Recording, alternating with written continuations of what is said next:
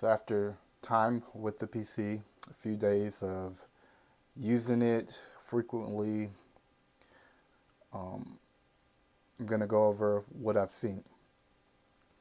So this is for the Thermaltake i9-13900K with the 4090. Okay, so at idle, the CPU sits at about 40 degrees Celsius. The GPU is 45 degrees Celsius. In COD, it's below 70, and that's the CPU. It's below 70 in load. And here's some benchmarks for Modern Warfare 2. So at 1080p, benchmark ran 288 FPS. 1440p, it ran 259 FPS. And at 4K, it ran 200 FPS. There is coil whine present under load. The 360 AIO is quiet for the most part until it's under heavy load. It gets a little bit noisy. And as far as the CPU for these 4 games, I feel like mass majority play or have played these games. So God of War, this is for the CPU, mid 60s, and that's 4K gaming. These are all 4K gaming. Red Dead, mid 60s. Modern Warfare 2, mid 60s. Cyberpunk, mid 70s. Under load. So the CPU is running very well under load in games that are hard to run. It's running pretty smooth. Probably one of the best CPUs, actually the best CPU I've seen out of the box when it comes to temps. I don't have to do anything. Now we come to the conclusion, is it worth $4,600 before taxes? Okay, so I found the price for all the components and I wrote them down and I calculated.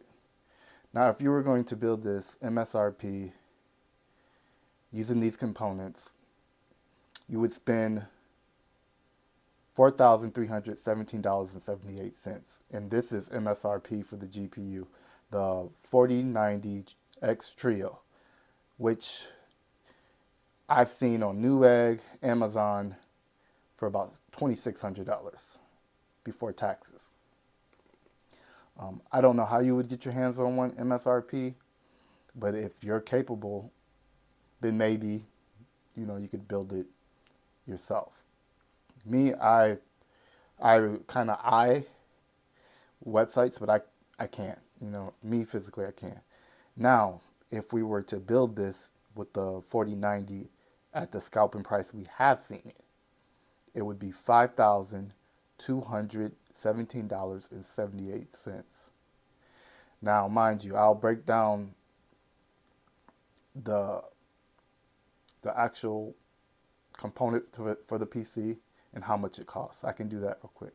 So the Thermaltake case is $160. Now, you also would have to buy the premium 4.0 riser. That's an extra $90. The motherboard, the MSI Pro Z790A Wi-Fi, that's $300. The i9-13900K, that's $609.99. The 1 terabyte of storage I got, the Western Digital SN850, that would be $140. The second storage from MSI, the M370, that is $240, and that's for 2 terabytes. The PSU, the Thermaltake Tough Power, has been fluctuating from 223 to 333, and it's going up and down, up and down. Sometimes it does it 2 or 3 times a day. So depending on where you catch it, you would get the PSU for the lowest 223 to 333. The AIO would be 150. 64 gigs of RAM would be $577.78. Windows 10, you would get the download free, but you have to buy a key. The key can range between 15 to 20 bucks. And then we have the MSI 4090X Trio. MSRP is a 1700. I can't get it for that. Maybe you can, but if I was to get this, it would be off of Amazon or Newegg, and I'd be paying $2,600 from a third party as well. So there's always risk buying from a third party. Yeah, that's just what it is. It's going to be risk because they can send you something that doesn't work, and then they could say, well, we'll take it back, or they'll take 15% out of it, out of the purchase price, so you lose 15% of what you paid. It's just, I don't think it's worth buying from a third party. You can use third parties to buy your GPU, but I just think there's always a risk in that instead of buying it straight from, Best Buy or Amazon directly. So is it worth it? I say yes, it is. Me personally, I did want this MSI 4090X Trio. This is the GPU I want. I either would take this one or the Gigabyte 4090 gaming OC, but I have heard some people got some defective ones where, one of the fans stopped spinning, or yeah.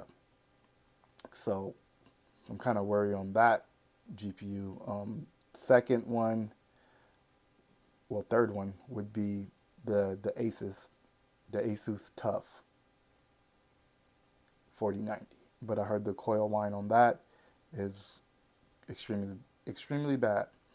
Now, that's going to wrap up this video. I will insert the video of the coil whine at the end so you guys can hear it for yourself. Mind you, this is a microphone attached right next to it, so it's not as bad as it would be if you had distance between you and your PC, or if you had headphones on while gaming. You're not going to hear it. But I thought I would insert that just to, let you know what the coil whine sounds like. And that wraps it up for this video. If you found any of this information helpful or useful, or you have a question, drop a like, drop a comment. I'll get to those comments as quick as I can. Other than that, have a good one.